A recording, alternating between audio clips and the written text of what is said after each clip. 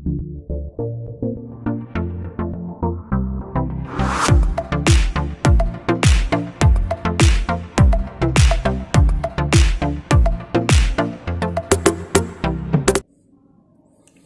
Morning students, welcome to my YouTube channel unique physics classes. और आज की जो वीडियो है वो वेरी इंपॉर्टेंट है और हर एक टॉपिक जो है आप सभी के लिए इम्पोर्टेंट होने वाला है, क्योंकि आज हम स्टार्ट कर रहे हैं वे ऑप्टिक्स। और वे ऑप्टिक्स में हम इस वीडियो के अंदर एक ही बार में कंप्लीट चैप्टर जो है इंटरफेरेंस उसको कवर करके चलेंगे। ठीक है, तो वीडियो के लास्ट तक बने रहें और इस चैप्टर को कम्प्लीटली समझें। अगर आपको वीडियो पसंद आए तो प्लीज़ वीडियो को लाइक करें और अपने फ्रेंड्स को शेयर करें और चैनल को सब्सक्राइब करें।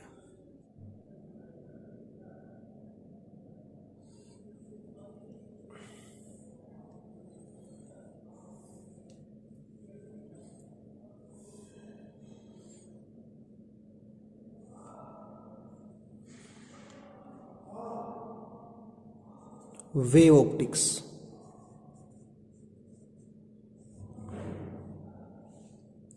तो सबसे पहला पॉइंट आता है भाई, वेव फ्रंट क्या है। वेव फ्रंट का मतलब, सपोज हम पानी में एक स्टोन थ्रो करते हैं तो क्या करेगा, वो अपने नज़दीक के जो भी पार्टिकल्स थे उनकी लोकेशन को डिस्टर्ब करेगा, और जो पार्टिकल एक टाइम पे डिस्टर्ब होते हैं उनको मिलाने वाली लाइन क्या कहलाती है, wave front. Line joining of all particles which are disturbed at same time। ठीक है, ये जो वेव फ्रंट है, इस वेव फ्रंट को क्लासिफाई किया गया 3 कैटेगरीज में। Spherical wave front, second cylindrical wave front, third plane wave front. ठीक है, पेपर में क्वेश्चन पूछा गया कई बार कि what are the source of spherical और सिलेंड्रिकल वेव फ्रंट। किसी के लिए भी आपसे सोर्स पूछ सकता है कि उसका सोर्स ऑफ जनरेशन क्या है। स्फेरिकल वेव फ्रंट कब बनते हैं, जब भी पॉइंट सोर्स ऑफ लाइट होगी। जैसे कि टॉर्च लाइट लें तो आपने देखा होगा कभी, उसमें सिंगल बल्ब जो है अगर उससे लाइट जा रही है दीवार के ऊपर तो आपको किस तरह की लाइट दिखाई देगी, स्फेरिकल टाइप की। तो जब भी पॉइंट सोर्स ऑफ लाइट होगी, जब भी पॉइंट सोर्स होगा, ठीक है, तो हमारे पास क्या होगा, स्फेरिकल वेव फ्रंट बनेंगे। लेकिन अगर पॉइंट सोर्स अगर लाइन पे हो, अगर पॉइंट सोर्स क्या हो, लाइन पे, ठीक है, तो जैसे एक लाइन के अंडर आ गए, तो यहां जो वेव फ्रंट बनेंगे वो कैसे बनेंगे, सिलेंड्रिकल वेव फ्रंट। ठीक है, अगर हमारे पास बात की जाए, स्मॉल पोर्शन लिया जाए, ठीक है, किसका small portion, either spherical wave front और सिलेंड्रिकल वेव फ्रंट, वो कैसा होगा, प्लेन वेव फ्रंट। मतलब small portion of spherical and cylindrical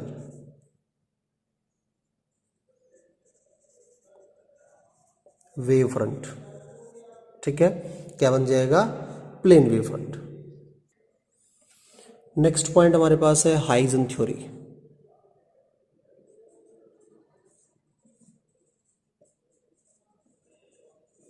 दो लाइन है और दो लाइन ही 2 मार्क्स में 10 साल में 5 से 6 बार पूछे गए हैं। हाइजन थ्योरी, इसके पोस्टुलेट्स हैं 2। सबसे पहली बात, सपोज हम भाई ये एक पॉइंट सोर्स लेते हैं, ठीक है, तो क्या करेगा, अपने नज़दीक के जो भी पार्टिकल्स हैं उनकी पोजीशन को डिस्टर्ब करेगा।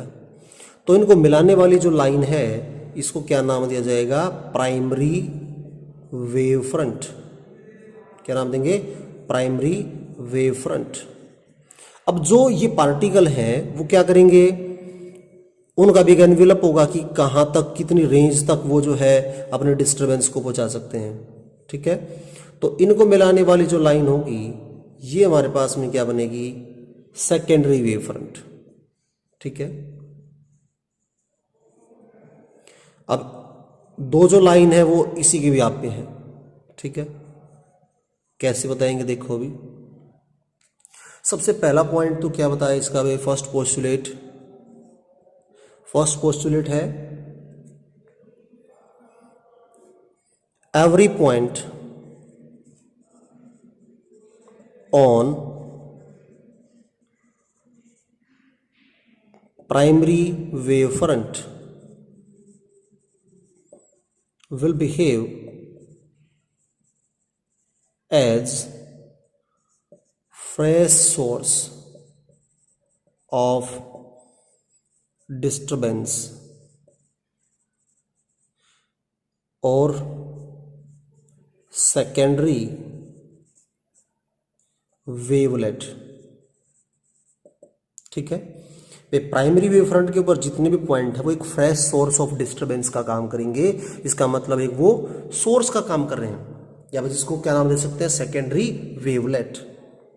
सेकंड पोस्टुलेट हमारे पास में है line joining two envelope of secondary wavelets will form secondary wave front। ठीक है, क्या कहा भाई, जैसे मान लिया ये जो फ्रेश सोर्स का काम कर रहे थे, सेकेंडरी वेवलेट्स थे, तो इनकी भी तो एक डिस्टर्बेंस का एक रेंज होगी कि कहां तक वो मैक्सिमम डिस्टर्बेंस पहुंचा सकते हैं। तो ये हमारे पास हमने मान लिए एनवेलप, इनको मिलाने वाली जो लाइन है वो क्या होगी हमारे पास, सेकेंडरी वेव फ्रंट। ठीक है, नेक्स्ट हमारे पास है भाई, अगर मैं प्रिज्म के ऊपर प्लेन वेव फ्रंट इंसिडेंट कराऊं, सपोज ये प्रिज्म है और मैंने प्लेन वेव फ्रंट इंसिडेंट कराया। ठीक है, ये तो रे की फॉर्म में होगी और ये प्लेन वेव फ्रंट है, तो इसका डायग्राम कंप्लीट करना आता है पेपर में। ठीक है, तो इसका ये डायग्राम क्या बन जाएगा, ये। ठीक है, डेविएशन आ जाएगा इसके अंदर। ये हमारे पास है प्लेन वेव फ्रंट और ये हमारे पास क्या हो जाएगा, डेविएटेड वेव फ्रंट। सपोज मैं कनकेव मिरर पे इंसिडेंट कराता हूं, दिस इज कनकेव मिरर, और हमने भाई प्लेन वेव फ्रंट इंसिडेंट कराया, ये तो होगी रे, ये होगी प्लेन वेव फ्रंट।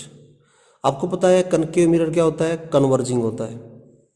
तो कन्वर्जिंग अगर होगा तो जैसे यहाँ पे कन्वर्ज होती है लाइट, तो क्या कर देगा, ये इस तरह से कन्वर्ज कर देगा। क्लियर पॉइंट, मतलब जो प्लेन वेव फ्रंट थे वो हमारे पास क्या होंगे, कन्वर्जिंग शेप के हो जाएंगे, मीन्स कर्व शेप में आ जाएंगे। ठीक है, और थर्ड हमारे पास डायग्राम है, अगर कन्वेक्स लेंस पे इंसिडेंट कराएं, ये तो होगी रे और ये हमारे पास होगी प्लेन वेव फ्रंट। एक और चीज बात याद रखना, नेक्स्ट टॉपिक में भी आएगी ये चीज, क्या चीज, कि कोई भी जो प्लेन वेव फ्रंट है वो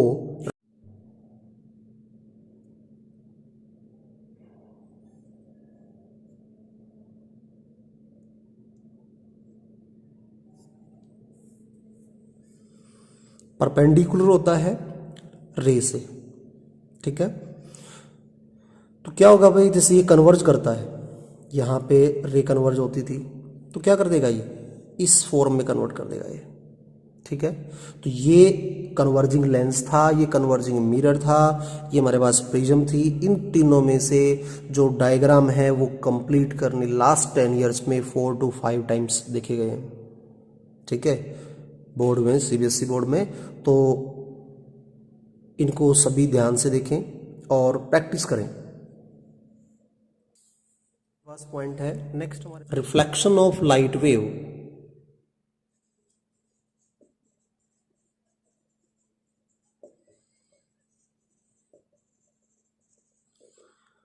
on basis of Huygens theory। Huygens theory के बिहाफ पे रिफ्लेक्शन जो है प्रूव करना में कैसे प्रूव करेंगे। डायग्राम देखते हैं। सपोज ये हमारे पास है प्लेन सरफेस जो कि मिरर की तरह है, ठीक है। अब लाइट रे हमने इंसिडेंट कराई, ये तो रे, और ये हमारे पास है प्लेन वेव फ्रंट जो इंसिडेंट किया है, इसका नाम है ए बी, ठीक है। कितने एंगल पे इंसिडेंट कराया है, ये हमारे पास है angle of i, angle of i. अब बी की जो डिस्टरबेंस है सपोज टी टाइम में यहां तक पहुंची, ठीक हो गया। इस पॉइंट को नाम दे दिया बी डैश, तो बी की डिस्टेंस कहां पहुंची, बी डैश तक। सिमिलरली ए की जो डिस्टरबेंस है वो ए डैश तक पहुंची, this is a dash point, ठीक होगा। अगर इन दोनों को मिलाएं तो क्या होगा, ये हमारे पास बन जाएगा सेकेंडरी वेव फ्रंट। क्यों, हाइजन थ्योरी क्या कहती थी कि प्राइमरी वेव फ्रंट के ऊपर हर एक पार्टिकल एक फ्रेश सोर्स का काम करेगा। So A and B are fresh source means secondary wavelets, और इनकी डिस्टरबेंस जहां तक पहुंचेगी उनको मिलाने वाली लाइन क्या होगी, सेकेंडरी वेव फ्रंट, ठीक है। तो ये हमारे पास बन जाएगा भाई, ये तो रे होगी, ये प्लेन वेव फ्रंट हो गया। ये हमारे पास है रिफ्रैक्टेड वेव फ्रंट, तो एंगल ऑफ आर। तो प्रूव करना में लॉ ऑफ रिफ्लेक्शन। अब लॉ ऑफ रिफ्लेक्शन अगर प्रूव हो जाता है, suppose I equal to R अगर मैं प्रूव कर देता हूं, तो इसका क्या प्रूव हो जाएगा कि ए बी का ए डैश बी डैश जो है वो रिफ्लेक्टेड वेव फ्रंट है, ये प्रूव हो जाएगा। तो कैसे प्रूव करेंगे, सबसे पहले तो जो गिवन है वो लिखेंगे हम, ये ध्यान रखना। लेट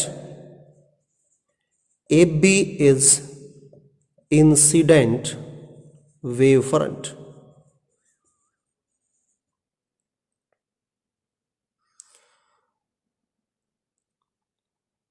और वही कौन सा है, plane wave front with strike on glass surface and A dash B dash is reflected wave front, ठीक है। तो आपको प्रूव करना है कि इसका ये रिफ्लेक्टेड वेव फ्रंट है, दैट मीन्स इसका ये सेकेंडरी वेव फ्रंट है, प्रूव करना है। कैसे करेंगे प्रूव, देखो सुनोगे। अब एक चीज समझ के देखो आप, क्या चीज भाई,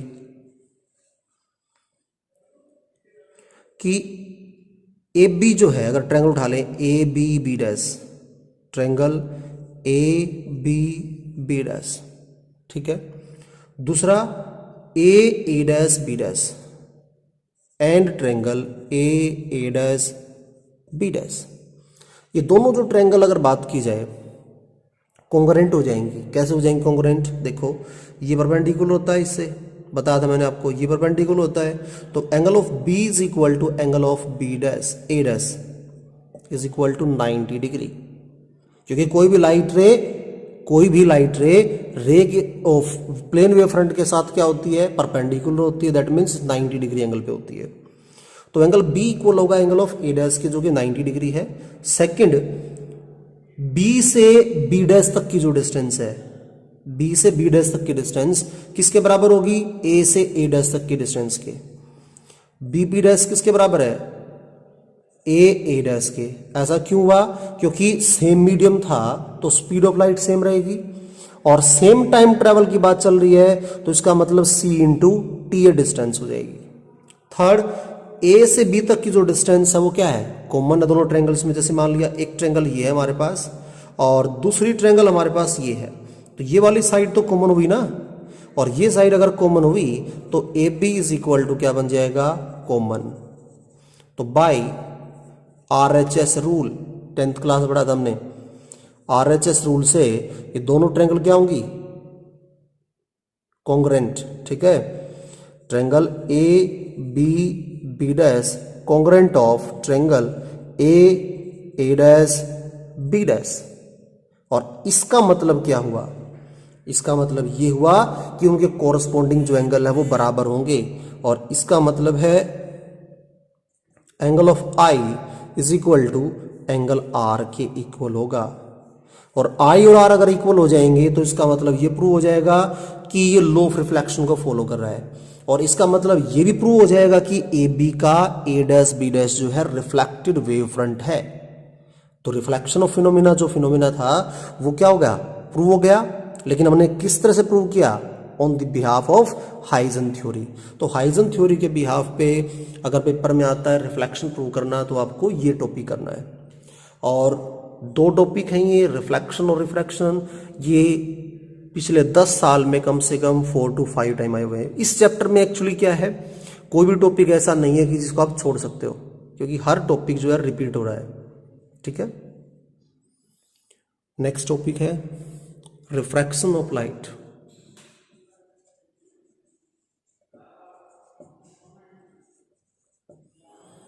on behalf of Huygens theory. Huygens theory के बिहाफ पे हमें क्या करना है भाई, रिफ्रैक्शन प्रूव करना है। कैसे प्रूव करेंगे देखते हैं, सुनो। सपोज मेरे पास में ये एक मीडियम है, नीचे अलग मीडियम है, ऊपर अलग मीडियम है। इसके रिफ्रैक्टिव इंडेक्स μ1 है, इसके रिफ्रैक्टिव इंडेक्स μ2 है। ठीक है, this is μ1 and this is μ2। मैंने लाइट इंसिडेंट कराई इसके ऊपर। ठीक है, ये प्लेन वेव फ्रंट है। तो कितने एंगल पे इंसिडेंट होगी, ये एंगल ऑफ इंसिडेंस मान लिया हमने। ठीक हो गया भाई। अब क्या होगा भाई, जो यहां की डिस्टरबेंस थी वो सी वेलोसिटी से ट्रैवल करते हुए यहां तक पहुंचेगी। तो ये डिस्टेंस कितनी होगी, c into T. A B हमारे पास में है इंसिडेंट वेव फ्रंट। ठीक है, तो बी से डिस्टरबेंस यहां तक पहुंचेगी बी डैश पॉइंट तक। ठीक है, ये पॉइंट ध्यान से समझना। जो ए से डिस्टरबेंस है टी टाइम में जाएगी, तो एक चीज समझो कि भाई ये जो μ2 है वो ग्रेटर है μ1 से, μ2 ग्रेटर है μ1 से। तो रेयर टू डेंसर लाइट जा रही है। अब रेयर टू डेंसर जा रही तो क्या होगा, लाइट को जाना चाहिए था स्ट्रेट, लेकिन क्या होगा, वो टुवर्ड्स नॉर्मल आ जाएगी। ठीक हो गया। सिमिलरली यहां की जो डिस्टरबेंस है कुछ पार्ट यहां ट्रेवल करेगी, देन हमारे पास लाइट को जाना चाहिए था स्ट्रेट, लेकिन क्या होगा, टुवर्ड्स नॉर्मल बेंड हो जाएगी। ठीक है, तो हमने क्या किया, इन तीनों लाइट रेज को मीट कर दिया यहाँ पे। ठीक है, मीन्स डिस्टरबेंस को मीट कर दिया। अब जो डिस्टरबेंस मीट हुई है, बी से डिस्टरबेंस बी डैश तक पहुंची, ए की डिस्टरबेंस ए डैश तक पहुंची। ठीक है, तो ये कितने एंगल पे रिफ्रैक्ट होगी, ये हमारे पास एंगल ऑफ रिफ्रैक्शन है, एंगल ऑफ आर। तो प्रूव क्या करना आपको, आपको प्रूव करना है कि स्नेल लॉ अगर यहां प्रूव हो जाता है, दैट मीन्स ए बी का अगर ए डैश बी डैश में प्रूव कर देता हूं कि ये रिफ्रैक्टेड वेव फ्रंट है, तो क्या हो जाएगा, प्रूव हो जाएगा Snell law, refraction on behalf of Huygens theory. ठीक है, सबसे पहले जो गिवन है वो लिखेंगे हम, let A B is incident wave front on surface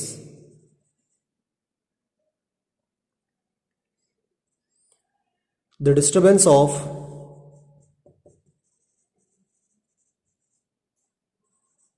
B point reaches to B dash while traveling distance c into t। ठीक है, similarly disturbance from a reaches to a dash point after covering distance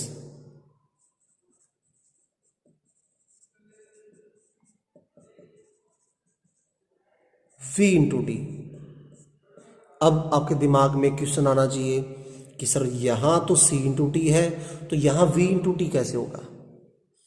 एक चीज समझो ध्यान से, क्योंकि वो एक अलग मीडियम था, वो फ्री स्पेस एक तरह से एयर है, वैक्यूम है, और यहां हमारे पास कोई और मीडियम है, तो इस मीडियम में लाइट की स्पीड क्या होगी, डिफरेंट होगी फ्री स्पेस के रिस्पेक्ट में, ठीक है। तो अगर स्पीड डिफरेंट होगी तो डिस्टेंस ट्रेवल भी क्या होगी, डिफरेंट, v इंटू टी, ठीक है।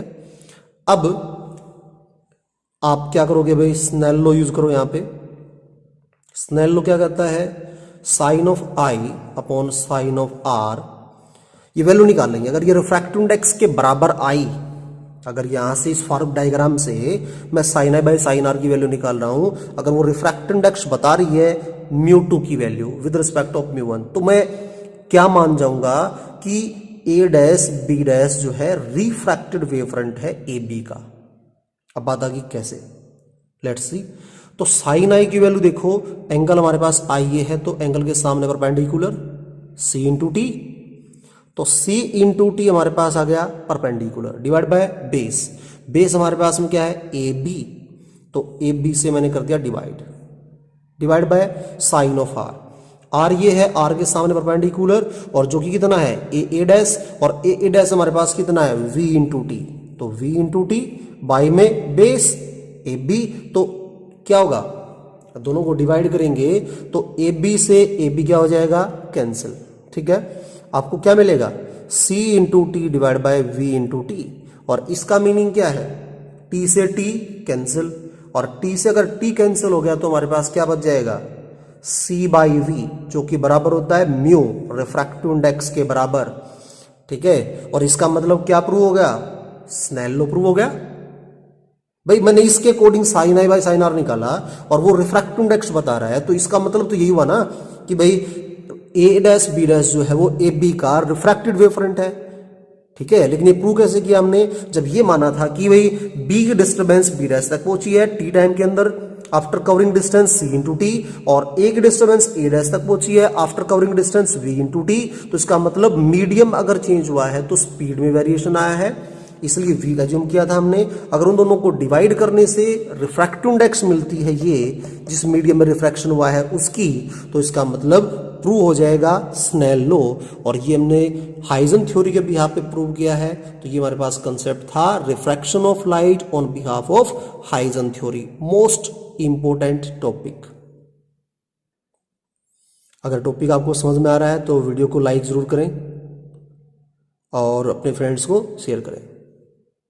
अभी टॉपिक काफ़ी रहते हैं, टॉपिक को भी करेंगे और भी करेंगे इसी वीडियो में आगे तक, तो लास्ट तक बने रहें।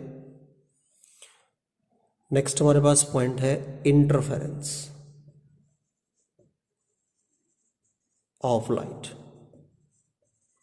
यहां से शुरू होता है असली चीजें, मजा आने वाला है, ठीक है। तो भाई इंटरफेरेंस क्या चीज है भाई, भाई इंटरफेरेंस का मतलब दो लाइट वेव का super imposition, the phenomena of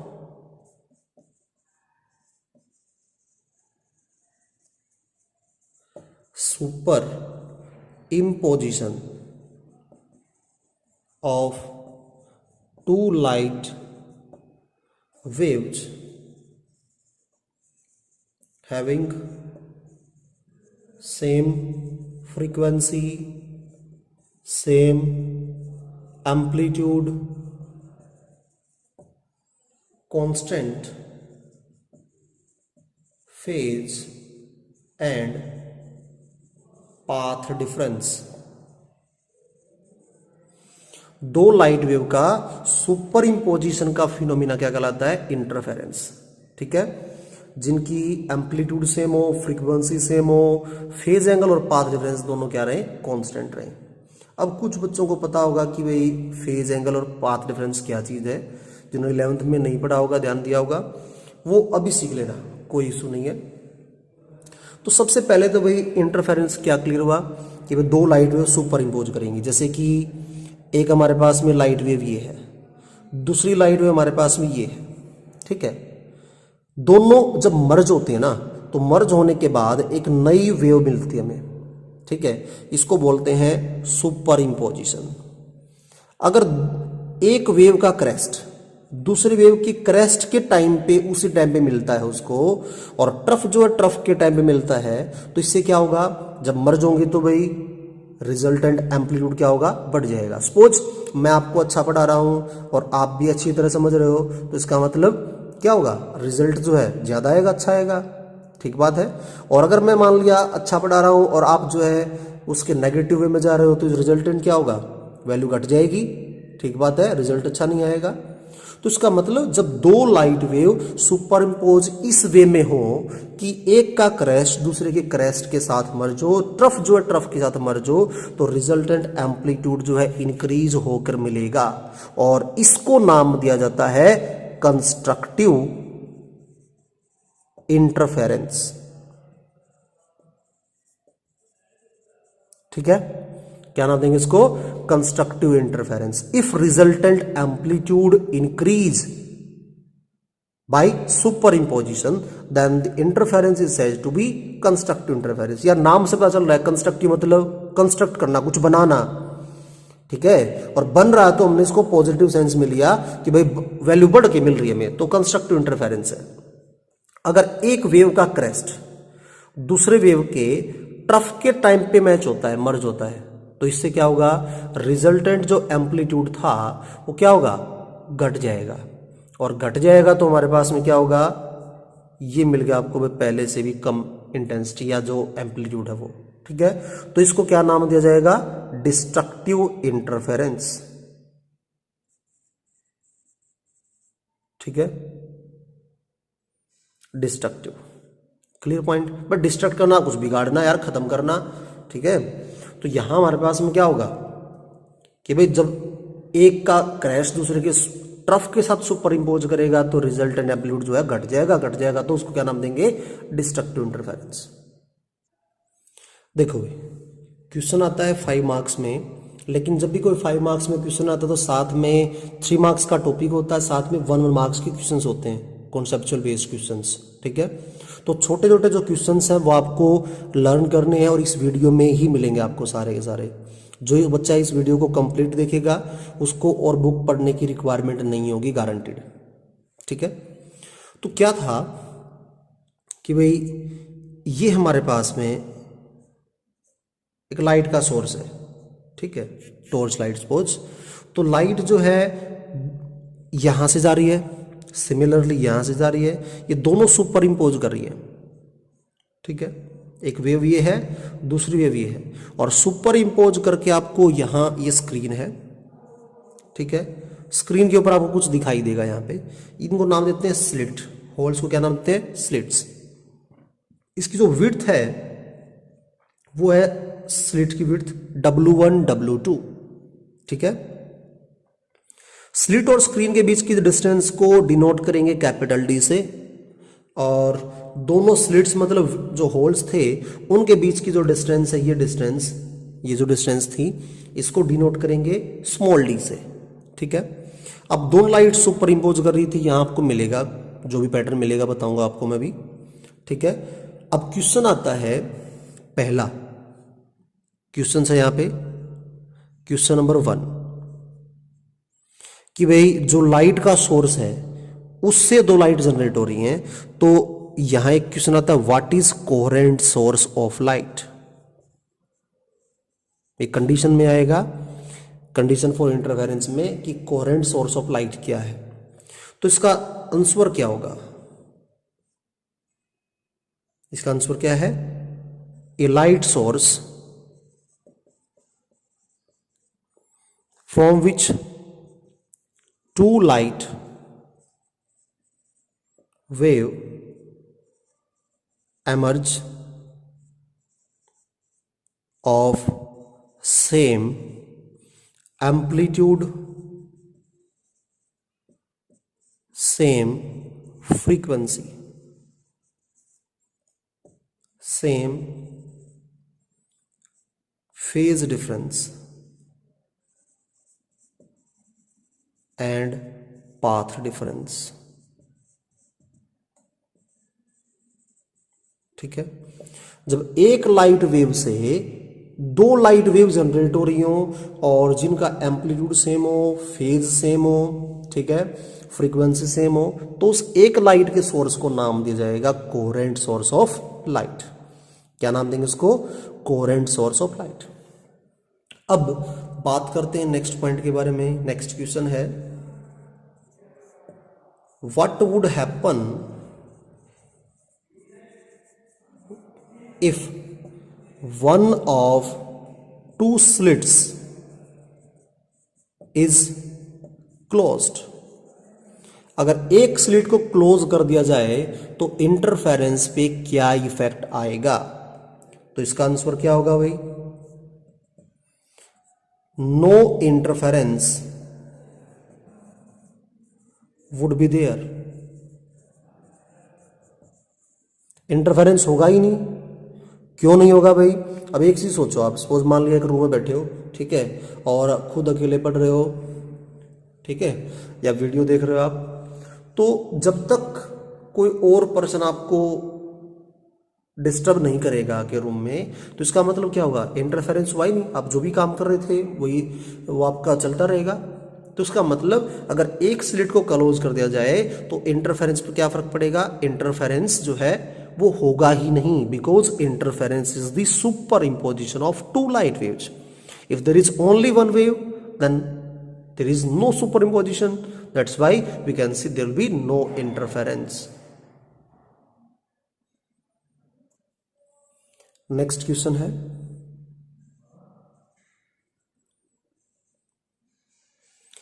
if incident monochromatic light is replaced by white light, then what would be changed in interference? Interference में क्या चेंज आएगा? तो इसका आंसर क्या होगा भाई?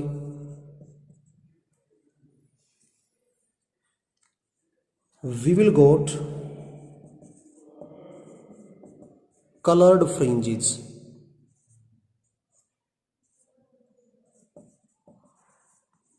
आपको कलर्ड फ्रिंजेस मिलेंगे। क्या मतलब फ्रिंज का? क्योंकि जब यहां सुपर इंपोज करती हैं लाइट तो आपको एक डार्क लाइन मिलती है, ठीक है, देन उसके बाद आपको मिलती है एक bright light, this is dark light, और then bright, then dark, then bright, then dark. तो अल्टरनेटिव ब्राइट और डार्क फ्रिंजेस मिलते हैं। Fringe are the pattern of light obtained after superposition of light waves. दो light wave जो superimpose करती हैं, तो सुपर इंपोज होने के बाद जो आपको पैटर्न मिलता है सर्कुलर या रिंग की फॉर्म में पैटर्न जो मिलता है लाइट का, उस पैटर्न को नाम दिया जाता है फ्रिंज। क्या नाम दिया जाता है? फ्रिंज। जो फ्रिंज है, ये फ्रिंज ये दो टाइप का बताया गया। One is bright fringe, second is dark fringe, ठीक है। इसके बाद दो कंजुगेटिव ब्राइट फ्रिंज, आपको जो पैटर्न मिलेगा इंटेंसिटी पैटर्न वो इस शेप का मिलेगा। पेपर में क्वेश्चन आता है बहुत बार कि इंटेंसिटी पैटर्न का जो है ग्राफ ड्रॉ करके दिखाओ।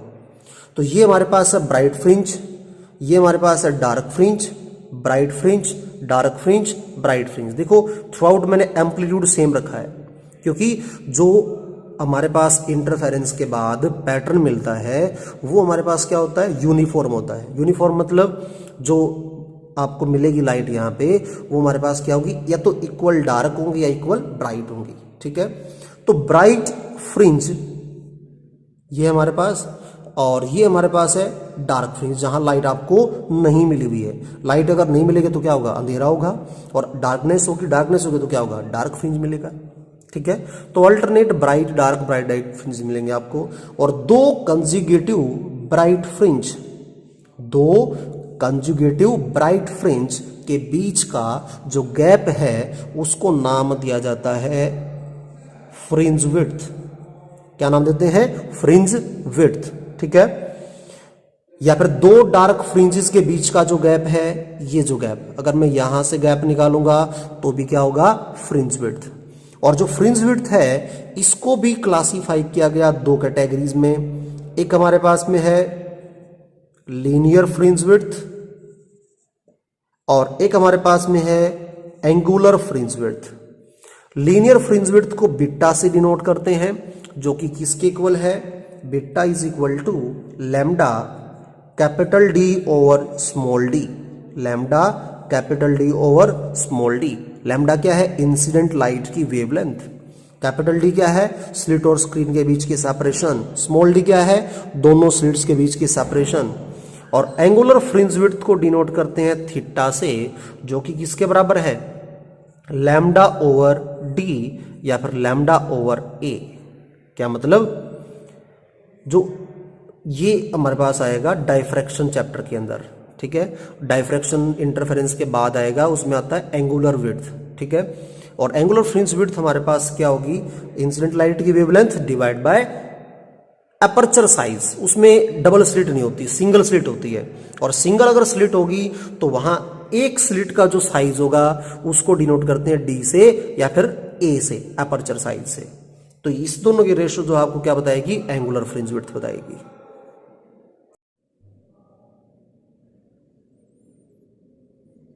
नेक्स्ट हमारे पास पॉइंट है कंडीशन फॉर सस्टेन्ड इंटरफेरेंस।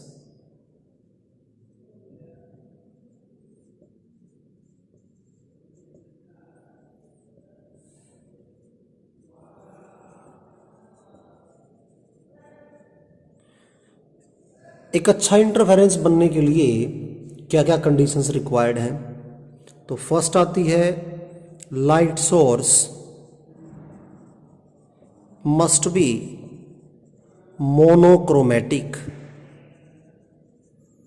जो लाइट का सोर्स हो क्या होना चाहिए? Monochromatic. Mono means one, single colour की जो लाइट है वो इंसिडेंट होनी चाहिए। ठीक है, सेकंड हमारे पास है भाई slit and screen should be at same level। दोनों क्या होने चाहिए? सेम लेवल पे होनी चाहिए। Third, light source should be coherent. Light का जो सोर्स है वो क्या होना चाहिए? कोरेंट होना चाहिए। Fourth,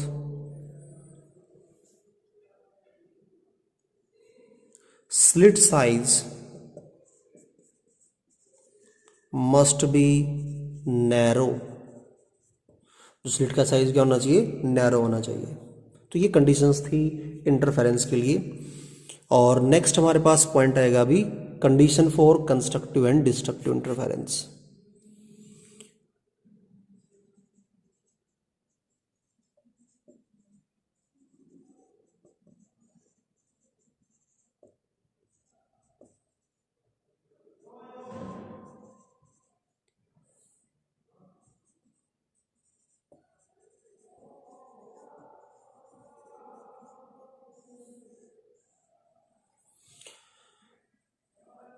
very very important point भाई, condition for constructive and destructive interference.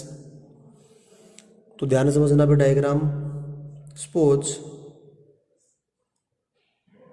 हमारे पास दो लाइट आती है यहां से भाई। ठीक है, और फर्स्ट ने पाथ फॉलो किया y1, सेकंड जो लाइट है उसने पाथ फॉलो किया y2। ठीक है, लाइट वेव्स थी दोनों, और दोनों सुपर इम्पोज करती हैं P पॉइंट के ऊपर। तो हमें एक्चुअली क्या करना है? हमें फेज एंगल कितना हो, मींस पाथ डिफरेंस कितना हो या फेज डिफरेंस कितना हो इन दोनों वेव के बीच का, कि P पॉइंट पे आपको कंडीशन जो मिले वो कौन सी मिले? कंस्ट्रक्टिव इंटरफेरेंस की मिले, या इन दोनों बीच में पाथ डिफरेंस फेज डिफरेंस कितना हो कि आपको यहां डिस्ट्रक्टिव इंटरफेरेंस मिले। वो फाइंड आउट करना हमें फेज डिफरेंस और पाथ डिफरेंस की वैल्यूज के लिए। ये डिस्टेंस कैपिटल डी मैंने आपको बताया था, ये डिस्टेंस मैंने आपको स्मॉल डी बताया था, ठीक है। तो y1 is equal to a1 sine of omega T. हमने SHM पढ़ा था 11th क्लास में, ठीक है। अगर आप लोगों ने नहीं पढ़ा है तो एक बार आप देख सकते हो, 11th क्लास की मेरी प्लेलिस्ट है ऑसिलेशन चैप्टर की, आपको वहां मिलेगा। डिस्प्लेसमेंट का फॉर्मूला है a1 साइन ओमेगा टी, तो y equal to a1 sine omega t है। Similarly y2 a2 sine of omega T plus five.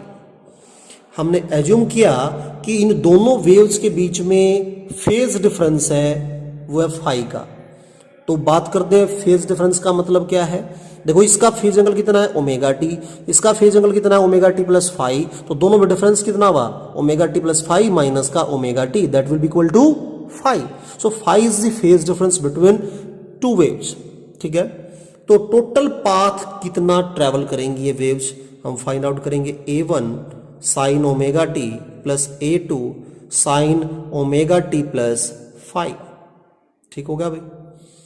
Identity बन रही है sine of A plus B की, आइडेंटिटी खोलेंगे हम, क्या आ जाएगा हमारे पास, वैल्यू आ जाएगी y is equal to a1 sine of omega T plus a2 sine omega T cos five plus a2 sine five cos of omega T, ठीक हो गया।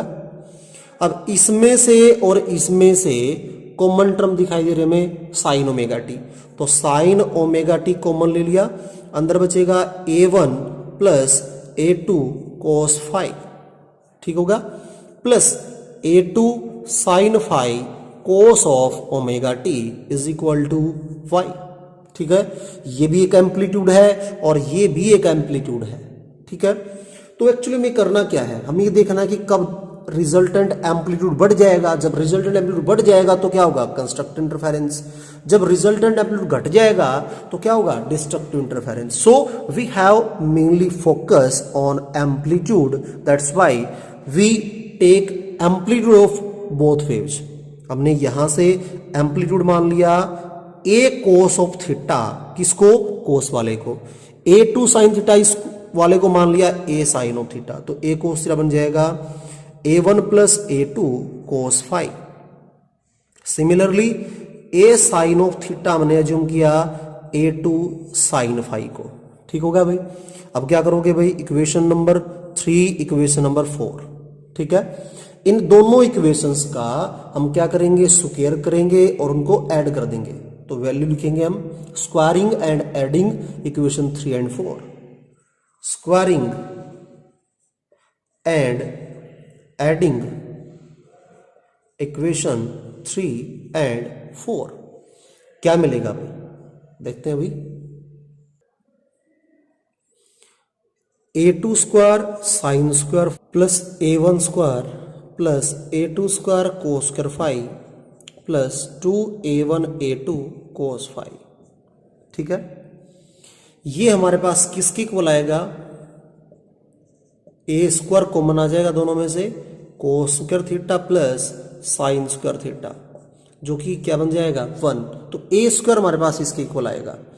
अब इसमें से और इसमें से हमारे पास क्या होगा a2 स्क्वायर कॉमन, तो a2 square A square is equal to a1 square ये वाला as it is plus a2 square बार sine square five plus cos square five plus 2a1 a2 cos five, ठीक है। और this is equal to amplitude square, और amplitude square क्या होता है इंटेंसिटी के इक्वल, ये फैक्टर 1 बन जाएगा, आइडेंटिटी है। तो आपको इंटेंसिटी मिलेगी a1 square plus a2 square plus 2a1 a2 cos five के इक्वल, ठीक है। और यहां से एम्पलीट्यूड किसके इक्वल होगा a1 square plus a2 square plus 2a1 a2 cos five complete root, ठीक है। ये वैल्यू जो है आप इसको लर्न कर लेना इंटेंसिटी वाले फार्मूले को, क्योंकि इसके भी यहाँ पे मैं एक आपको क्वेश्चन बताऊंगा इस टॉपिक के जस्ट बाद, जो कि पेपर में बहुत बार क्वेश्चन की फॉर्मेट में दिया जाता है। और वो क्वेश्चन क्या होगा, क्वेश्चन भी आपको बताऊंगा मैं एग्जैक्टली, और उससे क्या फाइंड आउट करना वो मिलेगा। तो ये फॉर्म जो वैल्यू है उसको लर्न करना आपने। तो ए हमारे पास इतना मिल गया। अब एक चीज सोच के देखो, if phi is equal to 2n pi, अगर फाई की वैल्यू मैं पुट करूं, कितनी वैल्यू, 2n पाई। 2n पाई का मतलब n is equal to 0 1 2 3 goes to infinity.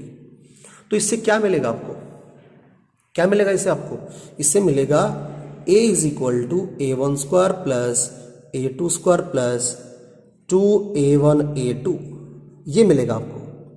और इसका रूट है, तो ये आपको क्या वैल्यू देगा, a1 plus a2 whole square.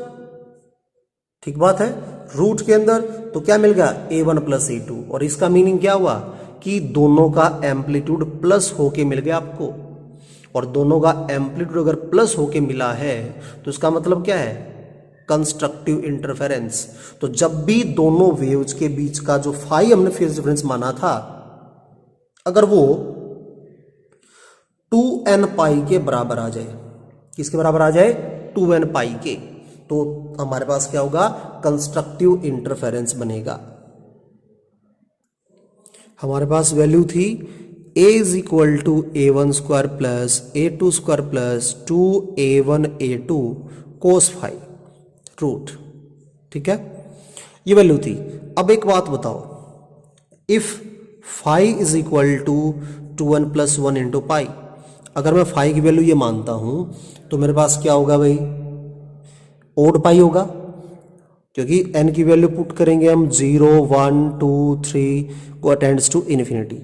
तो यहां से आपको क्या मिलेगा, ओड पाई। जैसे n आपने 0 पुट किया तो पाई मिल गया आपको, n की वैल्यू आपने 1 पुट की तो क्या मिल जाएगा आपको, 3 पाई, n की वैल्यू 2 पुट करेंगे बन जाएगा 5 पाई। तो यहां से ओड पाई मिलेगा, और कोस की वैल्यू ओड पाई पे हमेशा नेगेटिव होती है। और इसका मीनिंग है a आपको मिलेगा a1 square plus a2 square minus 2a1 a2, जो कि बराबर होगा a1 minus a2 whole square root के बराबर। और इसका मतलब है a1 minus a2, so this will be destructive interference.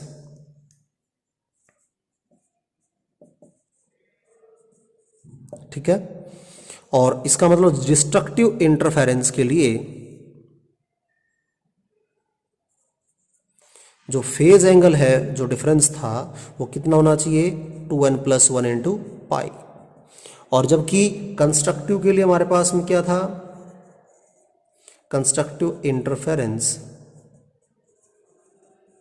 Phi जो है वो कितना होना चाहिए, 2n पाई के इक्वल। ठीक है, तो ये तो मिले आपको भी सिर्फ फेज डिफरेंस या फेज एंगल कितना होना चाहिए, उनका बीच में गैप होना चाहिए। अब इसके भी हाफ पे हम क्या फाइंड आउट करेंगे, path difference. path difference for constructive interference। Constructive interference के लिए पाथ डिफरेंस कितना होना चाहिए, हम लोगों ने फॉर्मूला पढ़ा है पाथ डिफरेंस का, जिसको डिनोट किया जाता है x से, बराबर है lambda upon 2 pi into phase difference.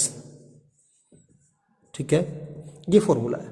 तो वैल्यू पुट कर दो, क्या बन जाएगा, लैम्डा अपॉन 2 पाई मल्टीप्लाई फेज डिफरेंस कंस्ट्रक्टिव में क्या था हमारे पास में, 2n पाई, तो 2 पाई से 2 पाई कैंसिल, आपको क्या मिल जाएगा, n लैम्डा। तो जब भी दोनों के बीच में n लैम्डा का पाथ डिफरेंस होगा, n means 1 2 goes to infinity. ठीक है, अगर इतना पाथ डिफरेंस होगा तो हमारे पास क्या होगा, कंस्ट्रक्टिव इंटरफेरेंस बनेगा। अगर बात की जाए फॉर डिस्ट्रक्टिव इंटरफेरेंस के लिए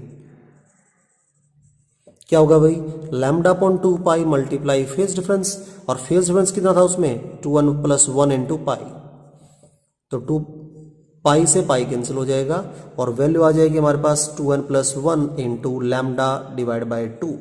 अगर इतना पाथ डिफरेंस आता है तो हमारे पास में क्या होगा, डिस्ट्रक्टिव इंटरफेरेंस। ठीक है, तो ये वेरी वेरी इंपॉर्टेंट टॉपिक था, शायद आप सभी को समझ में आया होगा। अगर किसी को कोई भी डाउट है तो प्लीज़ नीचे कमेंट बॉक्स में ज़रूर लिखें। ठीक है, मैं आपकी जो प्रॉब्लम है, जो डाउट है, उसको सॉल्व जरूर करूँगा। अभी यहीं पे रुक बने रहना है, क्योंकि ये जो वीडियो है वो कंप्लीट वेव पार्ट की बना रहा हूँ मैं, इंटरफेरेंस पार्ट की। तो इसमें हमारे पास एक तो मैंने आपको क्वेश्चन बताना था, वो भी है, ठीक है।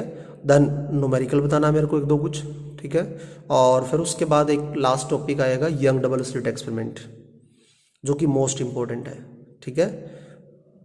इस वीडियो में से आपके 5 मार्क्स कहीं नहीं गए, ठीक है। जो ये वीडियो पूरा समझ लेगा बच्चा, समझो, उसके 5 मार्क्स उसको पक्का मिल जाएंगे। मैंने आपको एक क्वेश्चन बोला था कि मैं आपको एक क्वेश्चन बताऊंगा, तो वो सुनो पहले क्या है। 2 light waves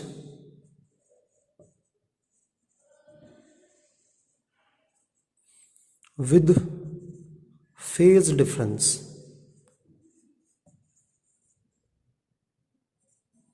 phi superimpose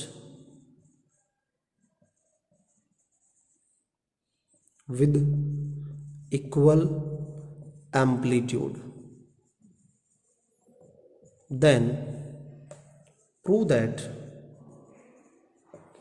intensity obtained will be equal to 4I naught cos square phi by 2। आपको इतनी इंटेंसिटी मिलेगी, ये प्रूव करना है। क्या कह रहा है, अगर 2 लाइट वेव्स हैं, उनके बीच में फेज डिफरेंस फाई है, ठीक है। एम्पलीट्यूड दोनों वेव्स का सेम था, सुपर इम्पोज करती हैं, और सुपर इम्पोज करने के बाद आपको इतनी इंटेंसिटी मिलती है, ये प्रूव करके दिखाना है।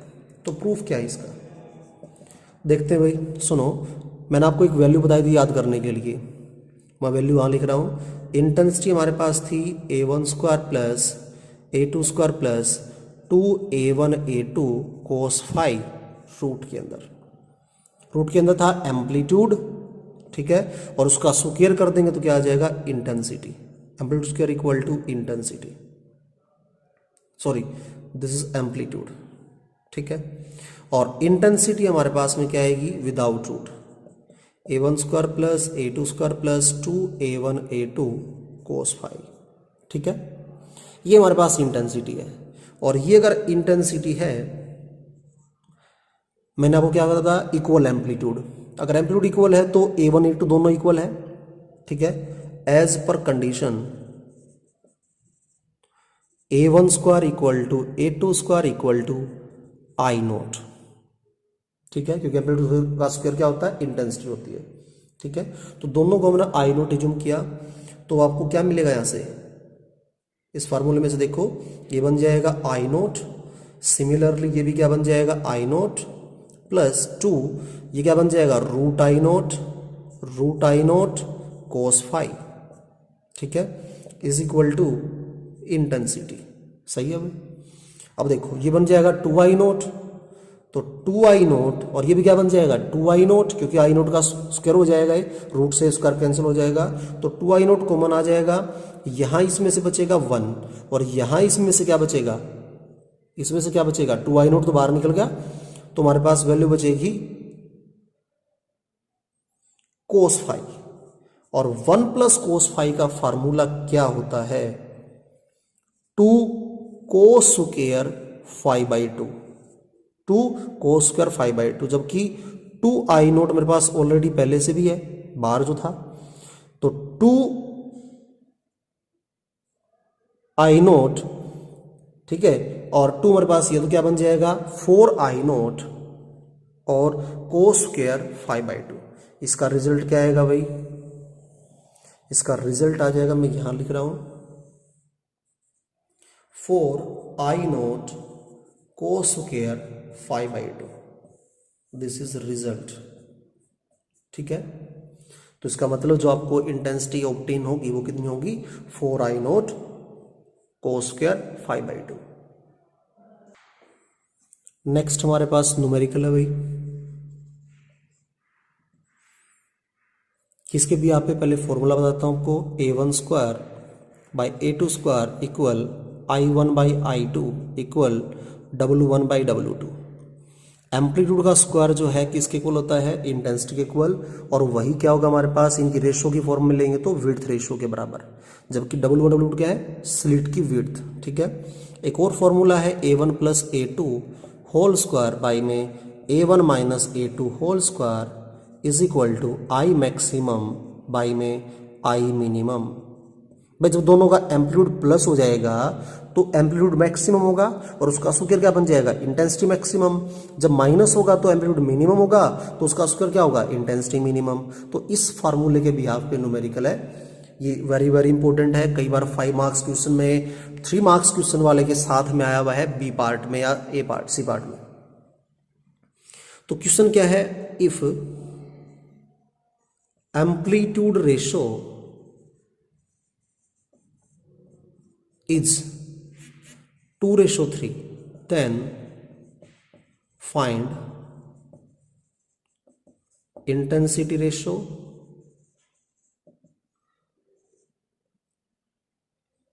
width ratio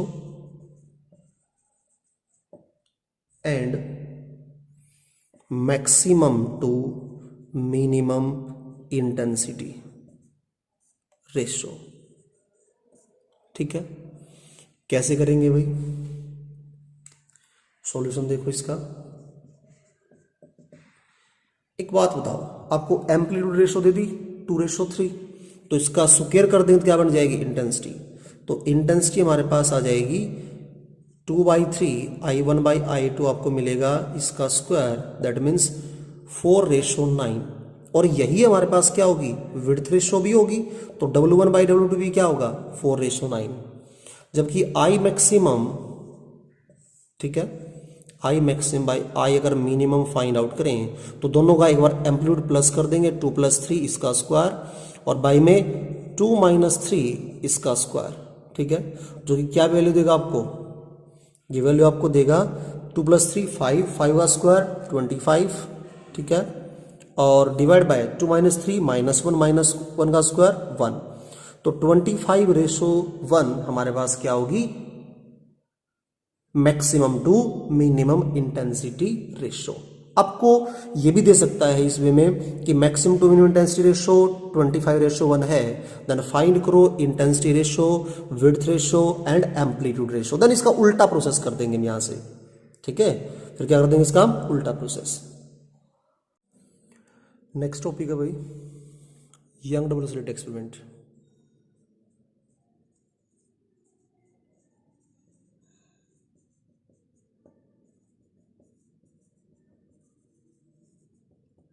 very very important भाई, 5 मार्क्स क्वेश्चन है। Actually young double slit experiment क्या था, यहाँ से ये लाइट का सोर्स था सपोज, और 2 स्लिट्स थे, स्लिट्स में से यहाँ लाइट आई 2 सुपर इम्पोज कर रही हैं। ठीक है, और सुपर इम्पोज करने के बाद आपको एक पैटर्न मिलेगा, इमेज पैटर्न। ठीक है, वो ब्राइट फ्रिंज भी बन सकता है आपका इससे, डार्क फ्रिंज भी बन सकता है इससे। वो डिपेंड करेगा कि अगर मान लिया यहाँ पे पाथ डिफरेंस जो है अगर वो बराबर आता है किसके, कंस्ट्रक्टिव वाले पाथ डिफरेंस से, अगर ये पाथ डिफरेंस अगर इक्वल आता है किसके, कंस्ट्रक्टिव पाथ डिफरेंस से, तो हमारे पास ब्राइट फ्रिंज ऑब्टेन होगा। अगर ये पाथ डिफरेंस डिस्ट्रक्टिव वाले इंटरफेरेंस के अगर इक्वल आता है तो क्या होगा, डार्क फ्रिंज ऑब्टेन होगा। और 2 कंजुगेटिव ब्राइट फ्रिंज या 2 कंजुगेटिव डार्क फ्रिंज के बीच का जो गैप है उस गैप को क्या नाम देते हैं, फ्रिंज विड्थ। तो फ्रिंज विड्थ का एक्सप्रेशन निकाला था यंग डबल स्लिट एक्सपेरिमेंट में, कैसे करेंगे सुनो।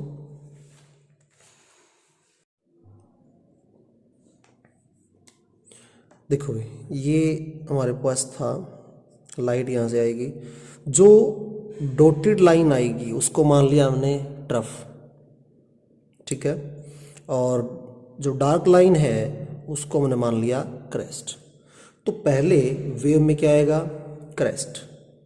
ठीक है, और उसके बाद फिर क्या आएगा, ट्रफ। तो इस तरह से वेव जो है प्रोपेगेट करेगी। तो कंटिन्यू डार्क लाइन ठीक है, और डॉटेड लाइन आएंगी। उसके बाद हमारे पास दोबारा से फिर क्या आएगा, डॉटेड लाइन। और ये जब एक डॉटेड लाइन दूसरे डॉटेड लाइन से मैच करेगी, इसका मीनिंग क्या है, ये स्क्रीन है यहाँ पे, ये कैपिटल डी डिस्टेंस है। तो जब डॉटेड लाइन का मतलब ट्रफ, और दूसरे हमारे पास है भाई डॉटेड लाइन, दैट मीन्स जब ट्रफ से ट्रफ मैच करेगा तो हमारे पास में क्या होगा भाई, रिजल्टेंट जो एम्पलीट्यूड है वो इंक्रीज हो जाएगा। ठीक है, और क्रेस्ट से क्रेस्ट मैच होगा तो भी क्या होगा, रिजल्टेंट एम्पलीट्यूड प्लस हो जाएगा। वो हमारे पास आपको क्या देगा, ब्राइट फ्रिंज देगा। जब एक का क्रेस्ट मतलब, या देखो ये हमारे पास क्या है, डार्क लाइन जो ग्रीन लाइन से शो कर रही है, और ये डॉट लाइन जो ब्लैक लाइन है, तो एक का क्रेस्ट है दूसरे का ट्रफ है, तो यहां जब सुपर इम्पोज होंगे तो एक का क्रेस्ट होगा दूसरे का क्या होगा, ट्रफ। तो उस टाइम पे हमारे पास में क्या होगा, रिजल्टेंट एम्पलीट्यूड जो है घट के मिलेगा, जिसका मतलब क्या है, डिस्ट्रक्टिव इंटरफेरेंस, और यहां आपको ऑब्टेन होगा डार्क फ्रिंज। ठीक है, तो डार्क फ्रिंज और ब्राइट फ्रिंज यहां से ऑब्टेन होंगे आपको, जिसके बिहाफ पे फिर हम फर्दर निकालेंगे फ्रिंज विड्थ। ठीक है, क्या चीज़ है भी सुनो,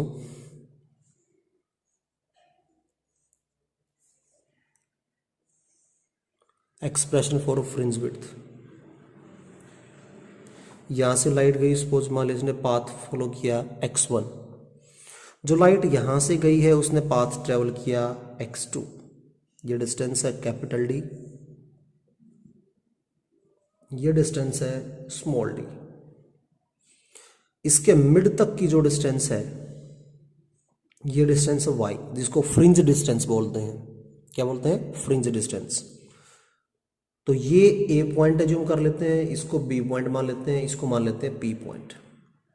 ठीक है, तो ए से पी तक की जो डिस्टेंस है वो क्या है, ज्यादा है किससे, बी से पी तक की डिस्टेंस, बीपी से।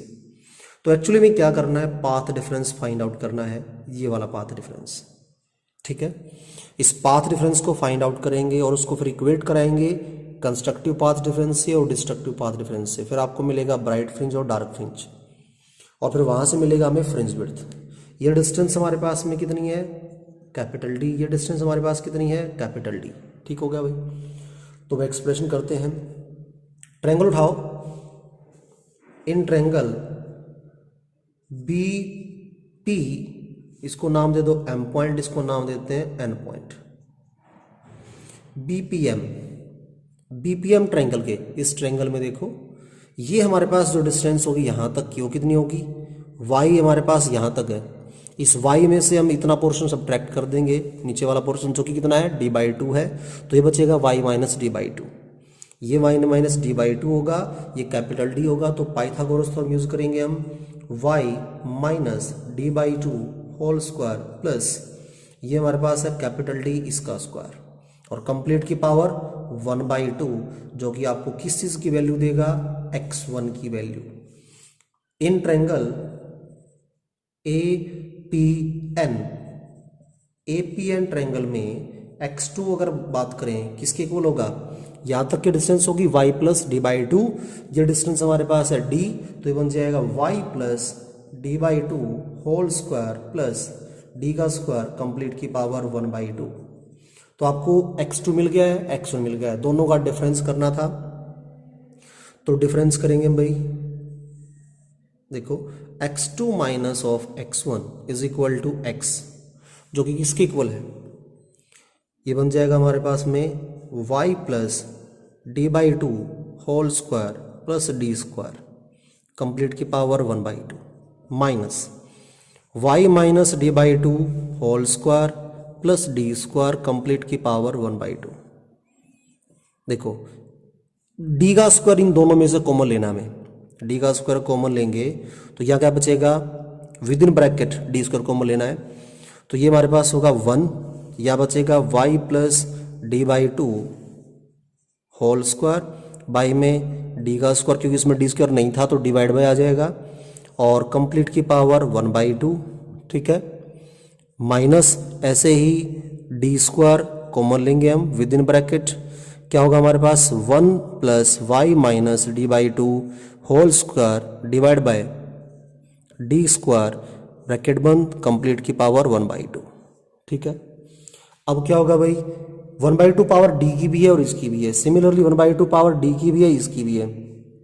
ठीक है, तो डी स्क्वायर की पावर 1/2 करेंगे तो पावर कैंसिल हो जाएगी, सिमिलरली यहाँ भी पावर कैंसिल हो जाएगी, तो हमारे पास डी जो है कॉमन आ जाएगा दोनों में से, ये बचेगा with in bracket 1 plus y plus d by two whole square by में डी स्क्वायर और कंप्लीट की power 1/2 minus 1 plus y minus d by two whole square by में डी स्क्वायर और कंप्लीट की पावर 1/2 और ब्रैकेट बंद।